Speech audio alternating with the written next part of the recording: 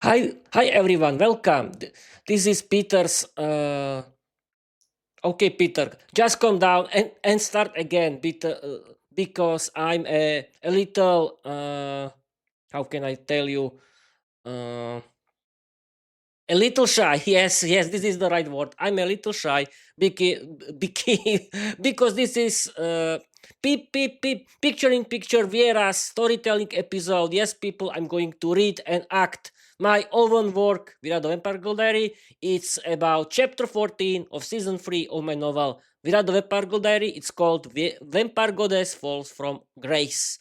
Okay, people, in this episode, uh, Peter has to rescue Vera, and can he do this? Well, we'll see. Let's start to read. I'm going to read you without further ado the whole my chapter 14 of season 3 right now. And Peter, just shut up and start. Okay, but let's wait. Let's start with the slogan, of course, of Peter's English podcast. Learn English, be successful, change your life, open a lot of doors, create your own podcast, write your own novel. You don't need to be talented because learning English is for everyone. Yes, people, we can start right now. Okay. Can you see me? No. Yes. No. Yes. No. Yes. No. Okay. Yes. Yes. Yes. You can. Let's start. Okay. Chapter 14 of season 3. Vampire Goddess Falls from Grace. Viera's diary entry. Pavol, you fulfilled your mission even better than we expected. You broke the most important and most powerful vampire, and in doing so, you brought the entire heretical dark organization to its knees. An organization that stood completely upside down against our traditions. Vera no longer poses any danger to us. We know she has been struck by the ancient curse of the strongest vampires. Her own darkness will destroy her, and in the worst case, she'll end up seducing an unsuspecting man. Good work. We wouldn't have expected this from you. Praise the wealthiest aristocratic vampire families of the United Kingdom as they address Peter's brother Pavol in the castle of one of the families at an undisclosed location. Pavol only smiled smugly and said, "That was nothing. Women can't resist the smell of money, and I know Vera's weakness for alcohol. One little glass of wine and her head gets all confused. Anyway, where's my money?" The lawyers of the richest vampire families exchange mischievous looks and with white grins revealed their cards. How should we put this, Palko? Uh, you won't be needing any. Pavel stared at them in shock. What do you mean? I won't be needing any. With devilish with devilish smiles, the lawyers began rubbing their hands together. We don't usually leave witnesses behind. Vampires, take him and do whatever you see fit. Pavel burst out laughing. I hope I perform my little theater well, because in my hands I'm holding the transfer documents for all your property and all your bank accounts. The entire vampire organization has taken care of everything. You'll sign them willingly because we can change public opinion. We found the slightest problem, and being a vampire will become a liability. Boys, take them! So, suddenly, hordes of werewolves and humans, fanatics who hated vampires, began storming the castle grounds. Terrified, the lawyers were forced to sign the transfer documents, handing over and all property to Pavol. The werewolves then escorted the lawyers and all the wealthiest vampire families deep into their forests. Across the entire country, massive protests were erupting, werewolves and other fanatics rising up against vampires.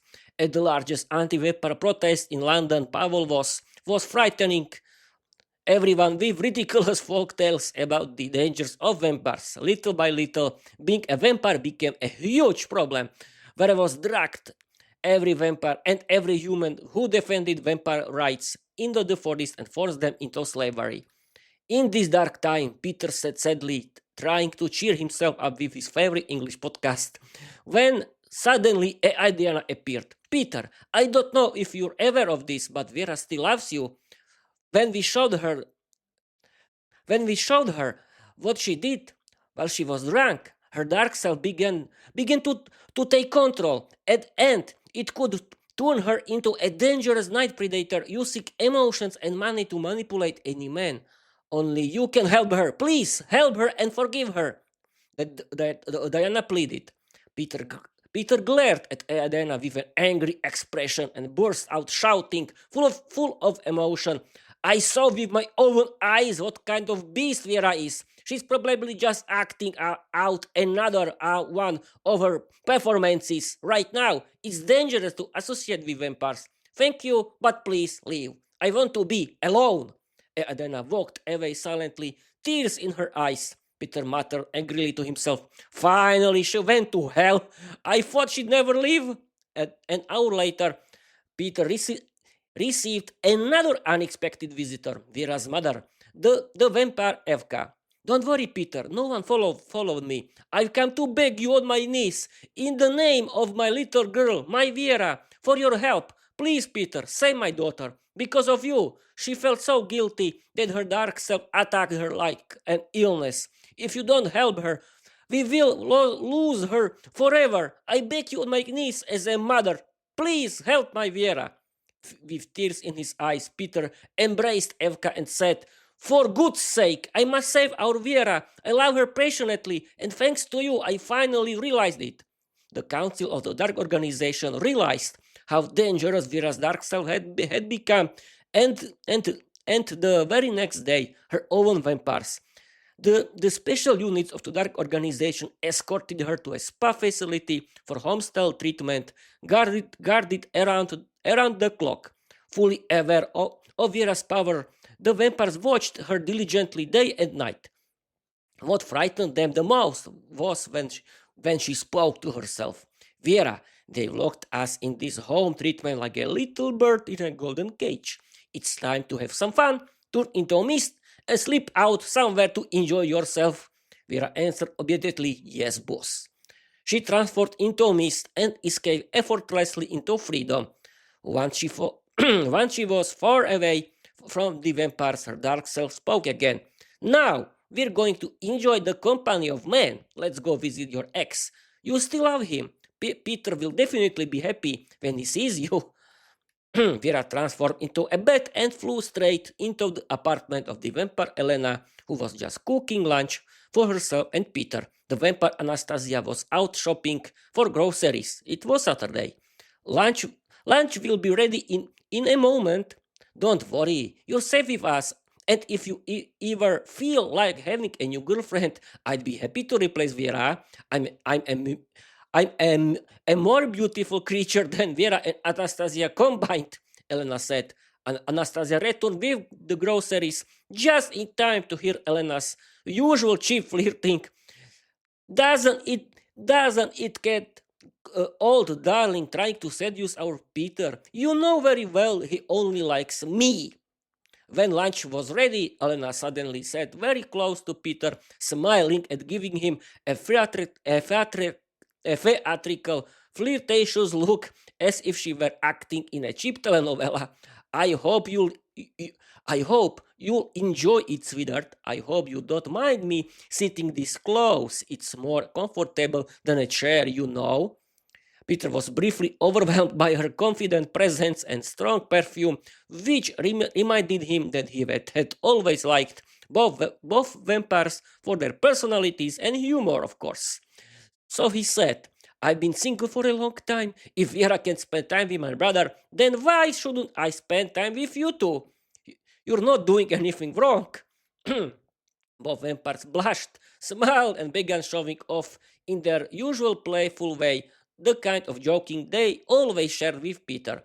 Oh, absolutely. No one has ever complained when I said close. Elena laughed. Anastasia joined in. All right. Now it's my turn. I want to sit close too. Fairness first. After a moment, Elena stood up, her face red from laughing. I'd better get up before you start getting jealous. Anastasia replied, "There's nothing to be jealous about. I'll just give him a friendly hug instead."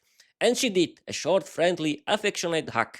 Peter, completely red, froze mid-sentence and quickly said, let's just eat." The vampires laughed together. "Yes, boss." After they finished eating, they watched a good English film together. The vampire sat close to Peter, leaning against him like friends who enjoyed his company and trusted him deeply. When night came, Peter went to bed. At midnight, he had a terrible dream. He dreamed that a dark apparition was standing beside his bed, but it wasn't an apparition, it was his Viera. "My dear, you're so sweet when you sleep. I love watching you," she whispered. Peter was terrified at first and screamed, which immediately brought both vampires running to him. To his shock, they both knelt before Viera, kissed her hands in respect, and said, "Our Lady has returned." Peter was stunned. "What kind of betrayal is this? You were supposed to protect me, not betray me." Both vampires winked at him and said together, "We did protect you on the orders of our Lady Viera. We've been her loyal servants the whole time. We hope you were satisfied with our company. Lady Viera will give us a review for our agency for the Lonely Project." Peter, frightened, paid both girls the full fee for their company service just to keep the peace. Viera smiled the whole time and said, "I'm happy to see you, darling. You're still my boyfriend. I can feel it right in my heart. I stayed loyal to you. I came to take you back. And now, girls, sit with him so I can see how my little tomcat is doing. I want to feel a bit jealous. Then we'll all go have fun at the disco." Peter was stunned. He whispered to himself, "Is this my Viera talking or her dark self?" Viera immediately read his thoughts and sent the answer straight into his mind. "Both, of course, we are one." Peter decided it was safer not to think anything at all. "All right, girls, you've enjoyed his company more than enough. Give him a little space. One more minute and he'll be completely overwhelmed. Now we're going dancing." Viera shouted cheerfully in a very good mood. After 2 long hours of preparation, all 3 vampires were finally ready for London's nightlife. Peter needed only half an hour. In an old-fashioned way, they all headed to the nightclub together. They walked through the night streets of London while all 3 vampires were very obviously tried to walk as close to Peter as possible. Viera sent a doll straight into his mind. "I'm cold, hold my hand." Peter lovingly took her right hand. When they arrived at the nightclub, all 3 vampires ordered non-alcoholic drinks, having learned their lesson from the previous outing. Peter ordered a non-alcoholic drink as well. A pretty blonde female bartender stood behind the counter. Vera immediately began to feel jealous. "She's very pretty, true, but I have a better personality. Come on, let's dance. Don't worry, no alcohol danger this time." Vera and Peter started dancing to catchy melodies, enjoying their closeness and affection. Elena and Anastasia danced together, attracting the attention of every man around. The girl smiled shyly at each admirer and easily collected phone numbers. "Anya, look how many numbers I got. I don't know who to choose. I like all of them." Anya knew exactly what to do. "I'll give every handsome guy a chance to show what he's got. Then we'll see." They were they were having a great time when Vera sent Peter another thought. "Let's slip away from the girls. Look, near the entrance to the restroom, no one is there. Come with me. I want to be alone with you for a moment." Peter grew nervous. "Oh, great, here we go again." Vera giggled. "Don't worry, I won't do anything to you."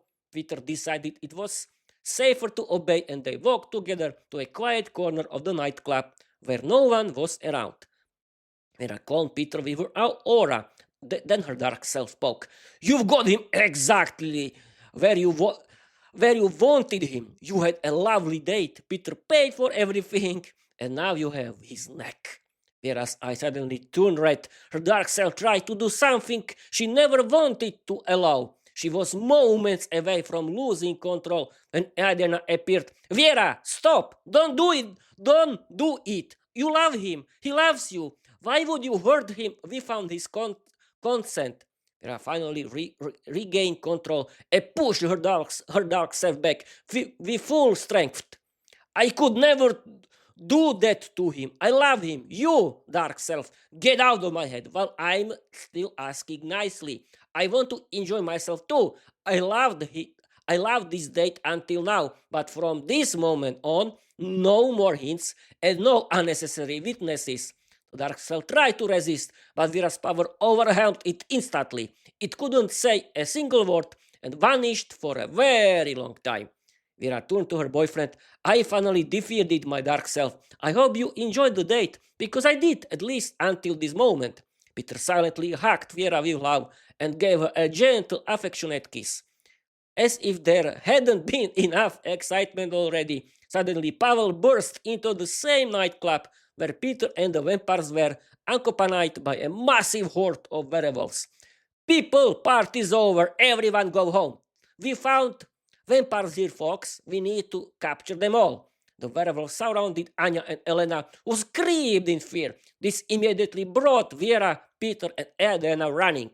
Viera, furious, transformed into the largest and strongest werewolf. She felt Pavol's presence and with it the humiliation he had caused her. Pavol, you ruined my fun again. I was having such a lovely day with your brother until you destroyed my mood. You'll pay for this. Werewolves, you've been blinded by hatred toward us vampires. Enough reopening the old wounds.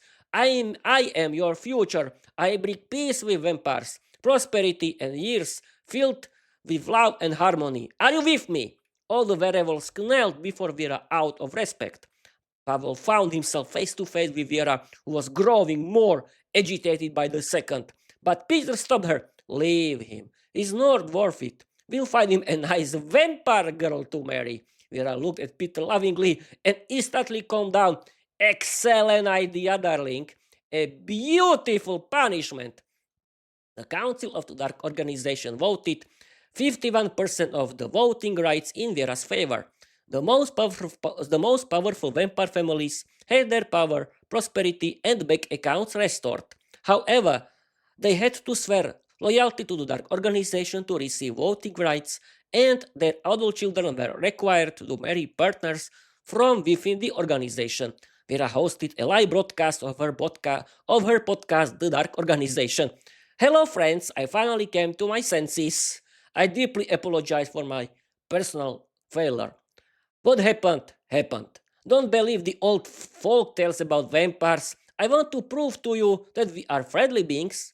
Her live broadcast was a massive success, bringing her thousands of fans worldwide and, more importantly, calming the situation. Viera and Peter had never truly broken up. They simply had a heated exchange of opinions, which is completely normal in any romantic relationship. This argument only strengthened their love. That's all for now. To be continued. Okay, people, that's it for today. I hope you will like it, because I like it. This is, I think, the best chapter of season 3 of my novel Viera the Vampire Diary. I'm proud of myself, and I want to thank you for my perfect statistics of my Spotify for Creators account, because you don't believe me, but I reached the achievement. I have now more than 4,000 total streams or downloads everywhere except YouTube. Thank you very much, people. And I had to tell you that I have now 4,084 total streams or downloads everywhere except YouTube. Thank you, guys. And Chapter 1 and Chapter 3 of Season 3 of my novel Viera the Vampire Diary are the most popular episodes, and they are in the top 10. I'm so proud of myself, and thank you, people. I'm so happy that you like it. And I want to tell you that this top 10 is about the most highest watch time. And yes, my two chapters, Chapter 1 and Chapter 2, has together 51 minutes of watch time. That's great. Thank you, people. I'm so happy that you like it. But you can discover another episodes of my novel Viera the Vampire Diary. You can find them everywhere. You can read my novel into my website, petersenglishpodcast.com, or you can visit my Wattpad account, and you can watch me on Spotify and on my YouTube channel. Okay, people, that's it for today. I'm going to read you my slogan above your uncle. Learn English, be successful, change your life, open a lot of doors, create your own podcast, write your own novel. You don't need to be talented because learning English is for everyone. Okay, people, thank you for watching, thank you for listening, and I want to tell you, bye-bye.